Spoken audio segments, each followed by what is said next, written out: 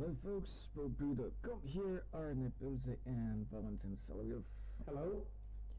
Today we're gonna continue our series for set review for the cards from the basic set.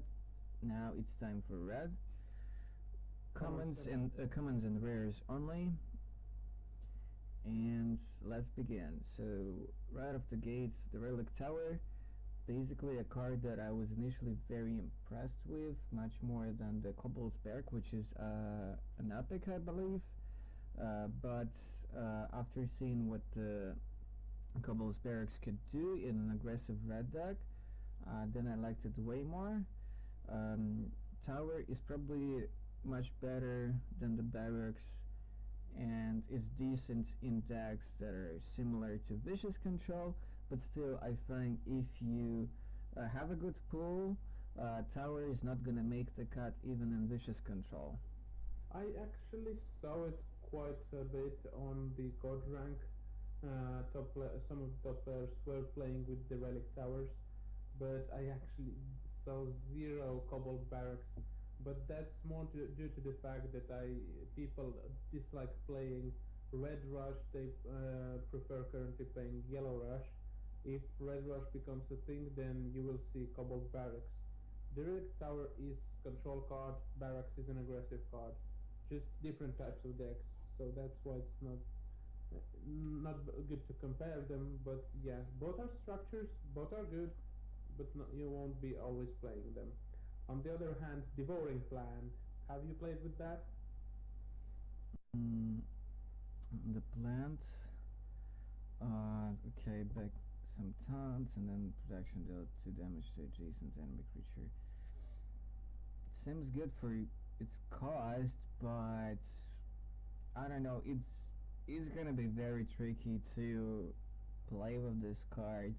I don't think I've played the reds to that extent to be able to know to play this like plant well. Well, I haven't played with the plant myself too much, but that's mainly because I haven't played red at all. But this card is one of the best anti-aggression cards there is, because it's really hard for Kalim's followers to kill this thing, and other Yellow Rush cards don't deal 5 damage, so this basically deals 2 damage to them. It's a good anti-aggression card. This one is strong. Okay, could be. I can't quite say for sure. I don't really have practice with it, but on paper it looks like very decent. Then let's. What I can say about Seifer's Wrath is it's one of the better red cards, I would say. Yeah, if you're crafting any one rare blue rarity card, then Safer's Wrath is probably the one you should be crafting, because you one of the reasons and auto includes in Red's deck nearly always. There are some exceptions, but not much. I mean, damage for 2 Faeria is pretty standard, and the fact that it deals 2 damage to face is a bonus. Card is good. Hard to say much more about that. Underground Brigands, nothing super exciting, but just a solid common. Yeah, you should keep in mind that nearly always these types of cards, when combat gain Faeria, you usually have at least one activation out of them. And if you look at it in that perspective, then it's 1 Faeria 2/3 basically, which is quite a good value. So while it's you probably won't be seeing a lot of it because there are better alternatives, it's by no means because this card is bad. It's just that smaller, cheaper, efficient creatures aren't that good in Faeria because they get outclassed by more expensive similar ones. But this is good card, and you should keep an eye on it if you do not have access to all of the cards.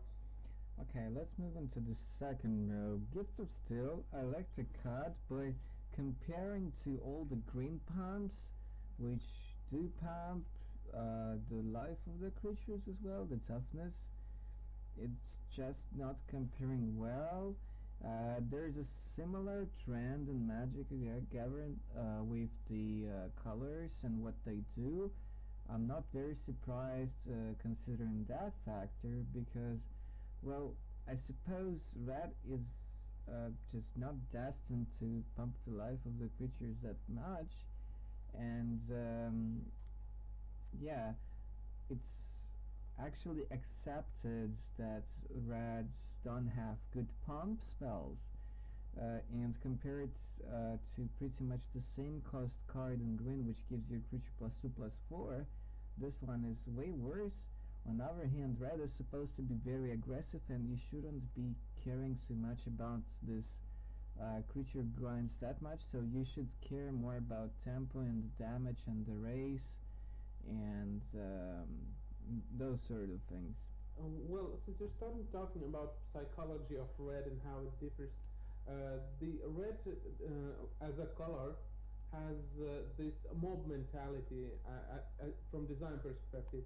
So it's the idea that there are a lot of red creatures. So if we're going to compare it to Magic, the white that creates tokens, they will probably do something similar to red, like token creators, because that's what the flavor and like design perspective on red is. It's just not that present in the game yet. But yeah, Gift of Steel seems unexciting, but the fact is that it's 3 Faeria, 3 damage to additional damage to any creature. So while it seems bad at first glance, it's slightly better. Not the good card, but a bit better than it looks. So moving Right, on. X grind. Currently, this card did make the cut for my mono red more aggressive deck, which is way less about control and more just about dealing damage as fast as possible with cheap creatures and so on. But I'm growing currently uh, uh, really unimpressed with this card because yes, it can grow pretty big. It's a good harvester because it only requires one mountain. On the other hand, you don't want to really go wide with that kind of deck. So um, it kind of incentivizes you to play a longer game, more controlish mid-rangey, but um, then there are way better cards for control, and you don't want to fill your controlish slow deck with cards like this. I would say it would be like wasting a slot, and this card is probably much more suited for something which is in the middle, something not quite vicious and not that slow at the same time, a bit more aggressive, so somewhere in between. And I just don't see such a deck just yet. You're either just really trying to be resilient and slowing down your opponent and killing their stuff and doing damage at the same time, or you're just like trying to bash face as quickly as possible. And this card doesn't really have a proper home, in my opinion. Yeah, that's actually what my impression with the card is the same. When I had the small collection, like when I was just beginning, it seemed like a good harvester, and it seems as a nice card because it grows when you gather Faeria, good harvester, somewhat efficient card. But as you go higher up the ranks and as you collect more cards, it becomes obvious that the card doesn't have a proper home. There are just better alternatives, like for example our next candidate. Yeah, the Bloodsinger, you play it in aggro, you play it in control, that's for sure, because uh, you either trigger it by killing their stuff through the removal, or via just trading and killing their creatures with your own guys. So it's every way gonna trigger, and the cost and the stats are okay, considering the bonus you get with the effect on the card. So yeah, it's a very solid rare. two things to remember. The fact that it has a bigger toughness means that it survives longer and that it pings for more. So it's actually a good thing that it has it's 2-4 and not a 4-2, because it means it actually survives and lives longer. And another thing is that it can also harvest. Usually you just leave it off harvesting and deal with creatures on the other side. So yeah, it's one of the auto includes in vicious control and quite a played card in red. Right, Flame Speeder I would pretty much never play in a really mid-range controller deck, but in aggro it's okay. It's something you can play early, something that can help you finish off some creatures, something that maybe with the Kobold's Barracks you can pump and then it becomes a legitimate threat.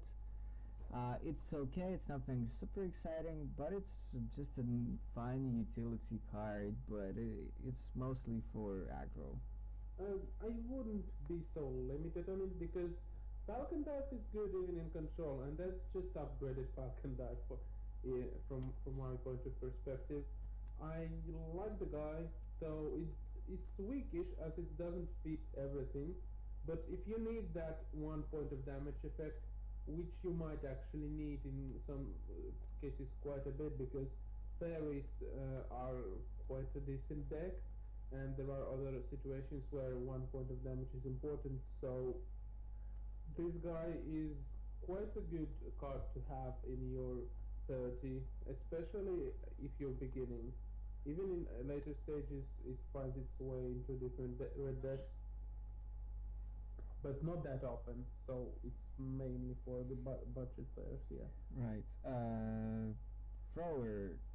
I really like ranged creatures, but this one, come on, free mountains. It's gonna happen if you're in this, if you're a slower mid-range or control edge deck. It's gonna happen, but you would much rather play elementals or just the neutral ranged ones. The extra power on this thrower is just not worth it to be so limited. Yeah, I agree with you. I haven't seen anybody actually play those, and three mountains is three mountains. You usually don't get that much, Yeah. but the stats are decent. So as a creature, it's a decent one. It's just that three mountains is too restrictive, Yeah. and two toughness is too easy to kill. But truly, ranged creatures could be sometimes pretty Yeah. bonkers, especially consider a scenario where right in front of your god you place the red elemental, and then you have either barracks or you have Yes. or you play the +3/+0 event on it, and then it's like 5 every turn. It's just insane. Yeah, ranged is good. Ranged is strong. I'm not saying this creature is weak by any means. It's just that three mountains is much bigger of an investment that would initially seem like from new player perspective. So that's why I'm saying it's not that good. Yeah, War But Beast is a solid common, but I think there are better candidates in the red deck where you're much more interested in something that has built-in utility than just a big body. you would be surprised, but I actually saw quite those Cobalt War Beasts in high rank play because the stats are good and the fact that it hits for 5 is important as well. So actually saw red decks playing War Beasts. That's just crazy. Same as the next one. I haven't seen. Well, I actually like Photo much more, and I've seen it played way more often. Essentially, if you ignore it, it just like hits for a lot, and then when you kill it, it kills too. So I like it way more than the War Beast because yes, it's much more vulnerable. It's way easier to kill. Everything kills it. Everything. Yeah, basically everything. But you're fine. You're fine. They waste a card and you still deal damage. But that's the point about War Beast. They don't kill it. You see, 4 is kind of hard to deal. With the removal, you see, there are 2 damage removal spells, and there are 3 damage removal spells in red. Plus, there are six mana, six Faeria removal in yellow. At least right now, it's costing six. But there is not one card that would deal 4 damage. Well, in red there is, but red is not that popular. So Cobalt Ward Beast is actually more efficient because Safer's Fodder dies to Safer's Wrath, Soul Drain, Punishment, and a few other things. Right. So both are good, and I saw both of them in play. It's just that Cobalt Ward Beast, in my experience, is not is usually slightly better than Fodder because it survives and Right. survives another day to hit you. Mm, there are, okay, let's say there are pluses and minuses for Yes, each of that's them, true. That's true. and I think the red is less played right now because there's so much life gain and so many big taunt creatures that it's really tough, like, to actually get through or That's get totally advantage. spot Yeah. Yeah, but Uh, let's go forward. Next card, Shedding Past. I'm actually quite impressed with this card. You can actually play it pretty early, and then um, if it just triggers once, it's already good. Well, yeah, it seems good. I kind of let's just say I will abstain from my judgment on this card because I also have the same opinion that it's decent on the stats and it seems decent, but the fact is I have seen like after rank 5 or 10, I don't remember, but after hitting rank 5 for sure, I have seen zero shit in pests. Well, it's largely because red is not that good I right now. saw decent amount of red. Like it's not like I haven't seen any red decks. There are quite a few red decks. Well, because it's only good in aggressive red decks, and if you Yes, face okay. red, it's mostly slower decks, I guess. Yeah, well, there are tempo, but yeah, that fact is also true. Pass is only good in really like beat down deck. Yeah, yeah, okay, you're correct. So maybe it's undeservedly underplayed, but the fact is I haven't seen him.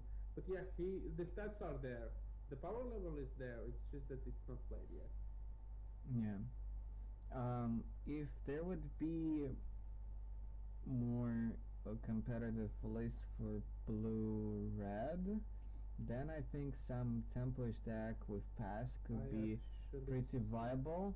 You told me that you saw some of them, and I've played against some of them as well.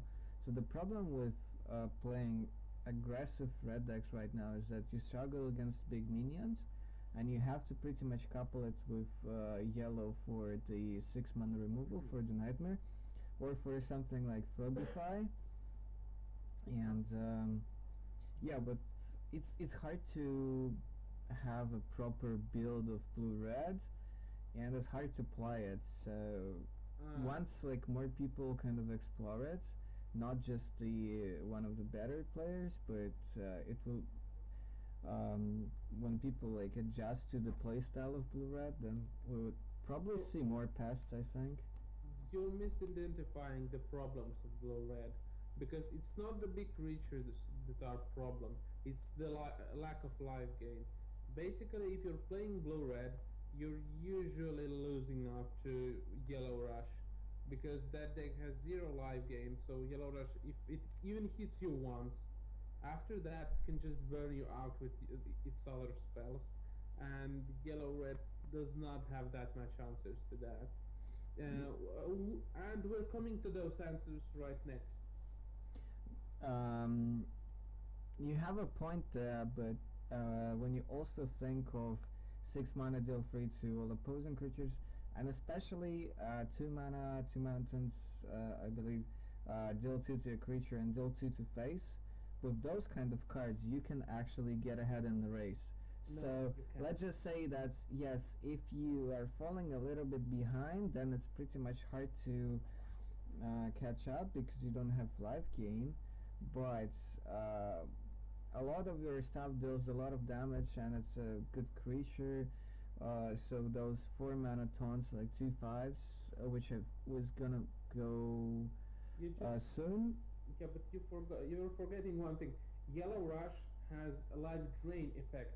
It deals damage to you as well as healing himself, which is much more efficient because malevolent spirits and soul drains. Red is it's really hard for red to deal with Yellow Rush. I know from my experience by playing Yellow Rush against yellow blue red. So in God rank, I mean, so it's yellow red has problems with rush, but as you said, it is going to get a bit more popular because the deck combination is interesting. Well, once right now it's not that popular, but once it gets a bit more popular, then people will Yeah, have more experience with it, know better what's the right build, etc. Well, yeah, Grimguard is amazing, and oftentimes it goes hand in hand with Blood Obelisk, which I think only makes sense in slower decks like Vicious Control, etc., where you want to just have more mana all the time instead of just spending all of your mana and all of your turns actually dealing damage. well, yeah, Blood Obelisk is good for control, good for tempo, but you do keep in mind, to keep in mind that you only get on the winning side of it after you kill 3 of his creatures. Before that, you're like paying for you're gaining Faeria back from playing the obelisk. So yeah, So this means that the card is not really good in beatdown, but good in control. no, it means that the card is it's good in both. The problem is more about what opponent is playing. Because if you're playing against Vicious Control, which does not play many creatures, no, not Vicious Control, but there are red, yellow decks and other decks that do not play many creatures. Against those type of decks, Blood Obelisk is not good. So the usual number I see is two. You play 2 Blood Obelisk in red decks. That's the usual number. And Green Guard is like for a budget player. If you have them, you play all of them because the card is good against aggression. It's good against everything. It's just stats are good. Card is good. You want to play it. Yeah, No Green problem. Guard is one of the, let's say, staples of red. Yeah, It's like one of the cards that identify red. yeah, yeah. Fire Elemental, yeah, it's pretty good, I think. Yeah, I think it's basically nearly the only elemental that's actually playable. The yellow one being second candidate, being probably the better one, but yeah, it's good. The right rate playing it on turn 2 with ranged is really annoying for Yeah, opponent, yeah, or even turn 1 if you're a second player. yeah. Before they fixed the blue one, I liked that one better Yeah, because because it yeah, was best. That's where they it was fixed it. best. They're so cruel, right? Yeah, yeah. It's like the card is like so sweet and like they ruin it. It So was basically, kind of broken. Then. basically my experience with Faeria, and especially for you because you played the game like so much more than I did, it's like watching a season of Game of Thrones. It's like you get in love with this card for a few days, like you're so attached to it, and then they just kill it. Did you fall in love with Yak Attack? Well, I believe a lot of people actually liked it quite a lot. I actually, after a week, everybody hated it. Everybody liked it first 2 days. After a week, everybody hated it, and everybody asked to nerf it. Nobody was actually like saying, "Please don't nerf it." Okay, So- King Joffrey of Faeria. Probably something like that. So let's move on with the review. Bloodfire Wisp. I like it, but you really need to be able to play the game well to. Basically, the worst version of Blood Obelisk with no Faeria again. I like the card. Sometimes it actually gets like really huge. And then they play Azarai. Or last night. Well, come on, with Azarai, it's pointless to like Yeah, I discuss know, cards I in know, regard it's to a Azarai. stupid argument. But mainly, yeah, it can get big. But as some of the this is one of the red cards I haven't seen much. Usually people dislike them. I'm sliving up my modern MTG deck at the same time. Yeah. Firebomb. If you don't have a big ball, it's okay, but as far as I'm concerned, that doesn't make the cut in vicious control a lot of the time, maybe like one or two, but not three. And but yeah, early on when you're just getting started and exploring the game, it's good. Uh, Keep in mind, it deals damage also to structure. One of the very few cards that can actually do something to the structure. Currently, people are under evaluating structures, and I think as time goes on, they will probably value them more. So the fact that this can deal damage to structure will become much more impactful, and the card will probably be evaluated a bit higher. But right now, it's exactly as you said. Good while you do not have a big collection, pretty usually not making the cut when you do. So Ogre Dance never appealed to me. Let's put it this way. uh, there is, if you're playing some random Aurora Dream deck, you might want to try it, but usually you don't really see that.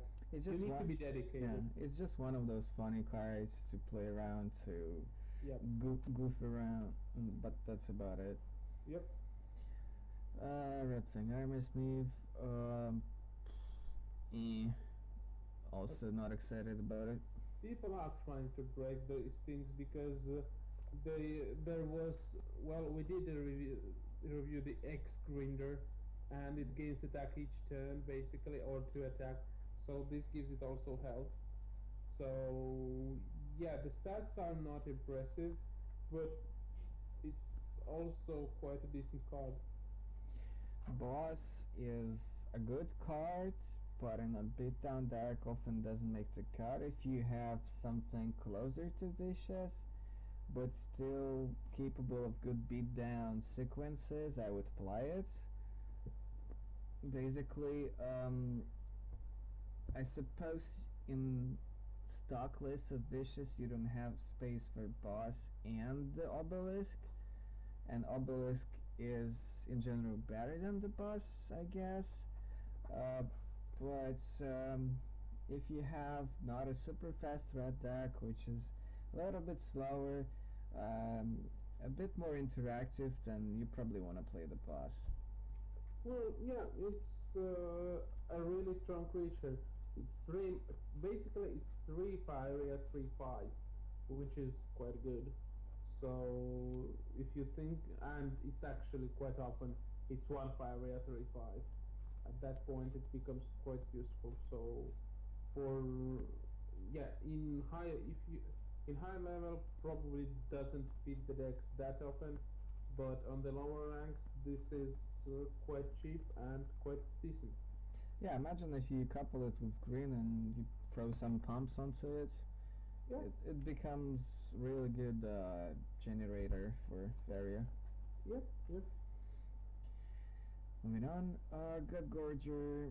If your opponent has 10 or less, gain plus 2. Let's just say if you want to 5 drop, which is a big body, you Then would even then you will have something better. you would have something better. You would just rather play that beast, the 4 mana 5/4 instead of this. Uh, yeah, well, yeah, basically. It's one Faeria cheaper. Same Yeah, effect. yeah, This, pretty much. I saw it a few times, but I dislike the card myself. Right, the devil, garbage. Uh, if opponent is not playing Falcon Dive, and a lot of people aren't, it's actually considerable, but I tend to agree with you. Yeah, it's garbage. It's like that 3 mana 5/1 in Hearthstone. It's actually better than that.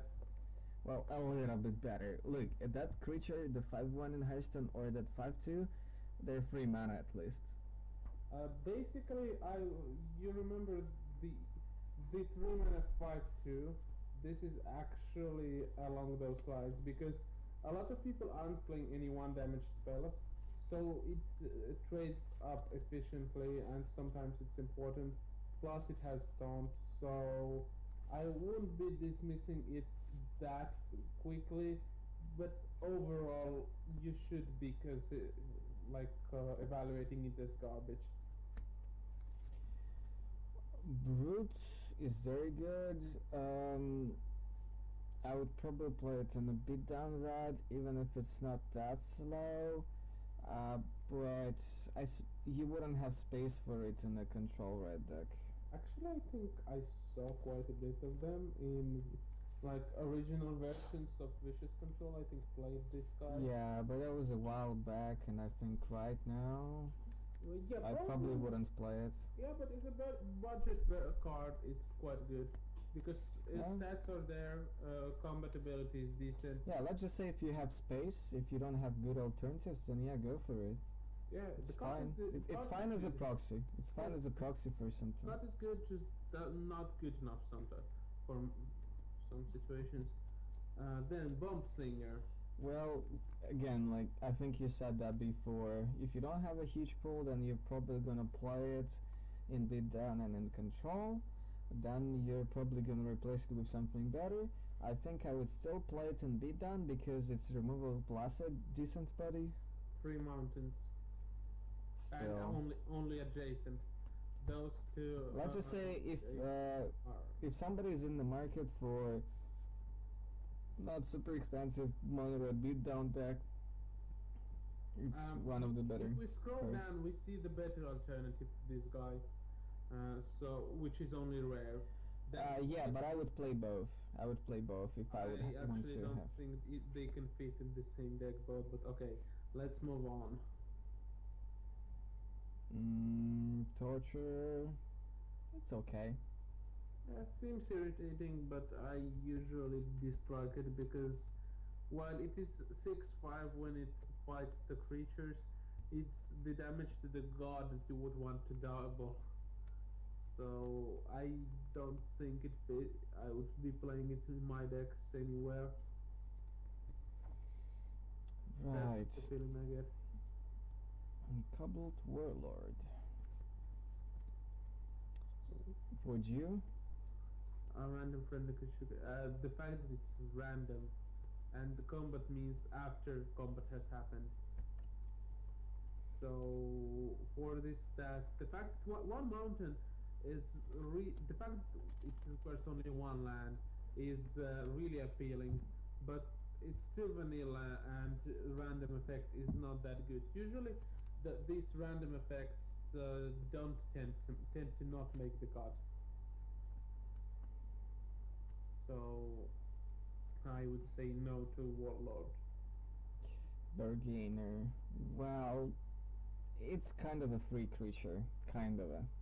Kind of, but you need to have a deck built around it, and I haven't seen any decks built around him. Ogre. Well, decent vanilla. I suppose it's better to play the 4-drop, the 5/4 over it. But I could see an argument for playing a bunch of these and trying to stomp somehow. If you have support to kind of interact with your opponent so these get through, or It's more reach. basically downgraded to Verduran Force. Verduran Force is really good. This is just decent. Yeah. Well, this one is common, the other one is rare, so Yeah, and the other one is in green. yeah, which is like more associated with big bugs. Yep. So Down, down, down, thrower. Range, gain 3 during your turn. Actually, quite okay. yeah, Okay. I haven't seen him a Me lot. neither. I haven't But seen it either. the card is good. I really like it because playing it on turn 2 in front of you will apply quite a bit of pressure against your opponent. So yeah, True that. Lord of Terror. terrible card, but that's the only terror I can say about it. Yeah, I agree. Salamander is amazing, I would say. Yeah, it's like we were talking about previously about bomb slinger. You just slot three of these in your deck if you want that effect, and forget about bomb slinger because stats are just better. 3/6 is hard to kill and kills majority of the things you want to kill. So and it does not die to anything every single removal spell there is, with the exception of Falcon Dive like bomb slinger does.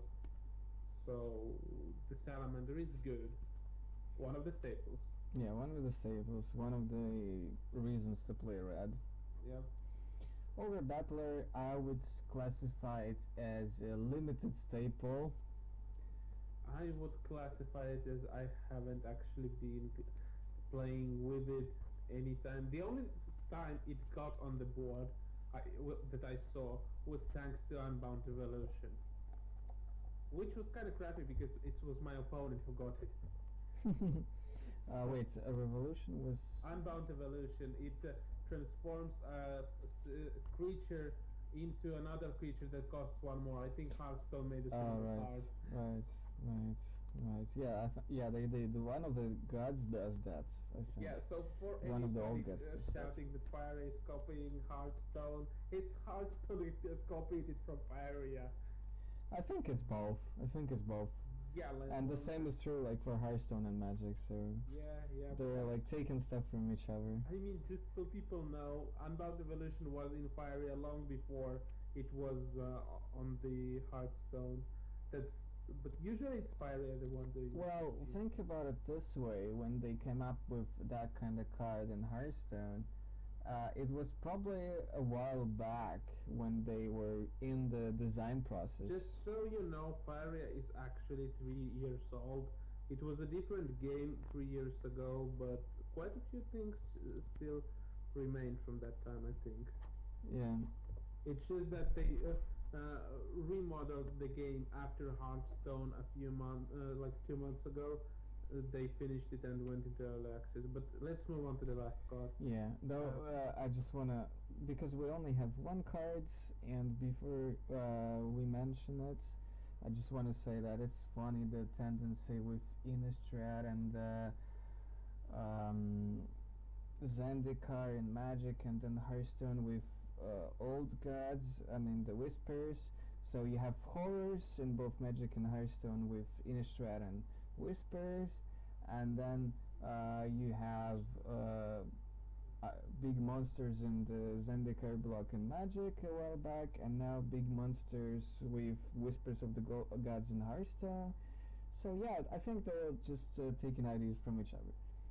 It goes both ways. It's like a ping pong. Well, yeah, right. But unfortunately, Magic is taking bad ideas from Hearthstone. That's the issue here. And that's what I believe. Could be, but that's another story. Okay, Yeah. Battle Rager. Whenever this guy is dealt damage to that much damage. Okay. So I have a couple of those right now, and I'm thinking that it cannot be this awkward and that bad. And I think if I really think for a while, I can come up with a deck that actually can reasonably make them good. But I'm not sure yet what kind of deck that would Well, be. basically, think of this creature as a 7 Faeria, 7/3 that deals 4 damage when it dies to your opponent. Why 4? Because I just taking average, it's usually more usual to deal 4 damage Yeah. than 3. Yeah, outside of Falcon Dive, I guess that's right. It's 2 or 4. That's I would. It's slightly more than 3 usually. Well, but there are a few cards in red that deal 3, like the previous card and the mass removal. the the main reason I said 4 it's that because usually opponents will On average, yeah. usually opponents will try to deal 3 and usually they fail to do so, and it's slightly more than 3 is 4. So Well, let's just say I wanna try to brew a green-red deck that can abuse this guy a little bit. it's basically like Safer's Fodder, upgraded Safer's Fodder, nearly twice as expensive and deals nearly twice as much damage. Yeah, yeah, yeah. Which is not a bad thing, I Yeah, think. one mountain is important. Otherwise, Yeah. guy is decent, really annoying to play against. But if you can deal 3 damage to it somehow with one card, then it's usually not worth the fire investment. I mean, 7 fire is a lot, and Yeah. like 7 fire creatures need to do some a bit more than this one does. Yeah, but I could see this in a deck that can actually ramp with some of the 5 drops in red to have actually a good amount of area every turn, and then play this guy, and then put some pump on it from green, and then all of a sudden they just have to have this 6 mana yellow card to just kill it, otherwise they're taking so much damage. You're evaluating ramping in this game same as Magic. You shouldn't do that because as long as you have enough Faeria, even dependent of the cards you have, you will find a way to deal damage to opponent. Usually it's the amount of Faeria that you have troubles with. So playing overcosted cards, and this is slightly overcosted for its stats, the effect isn't interesting, but in the border in average scenario, this is overcosted. Well, what I'm It's not a saying good right thing. now, so that this creature doesn't just get killed by the ninja from blue, or from the 3/1 haste dude from yellow, which is now seeing actually less play. Um, you want to play this guy the same turn with some pump.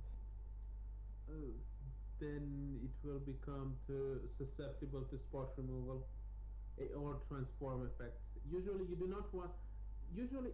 never want to pump guys the same turn they come into play. You want to pump guys before they actually do damage, because otherwise blue and the yellow have answers, and you're spending a humongous amount of fire and 2 cards on Okay, doing I'm probably something. overrating these cards. I know it's not that great, but I just wanna like make a deck that can make it work. It's an interesting card. It sometimes works, but it's usually not consistently good. It's more of an it's an inconsistent card, and slightly on the expensive side, because you do not want the creatures without good battle cry or last word effects to cost more than 6 Faeria, because 6 Faeria is the amount at the present time the spot removal costs. Alright, I think we can wrap this up for Yep, today. yep. So, guys, thanks for listening. Don't forget to subscribe. Bye from me. Yeah, bye. Until next sale, See ya. cheers.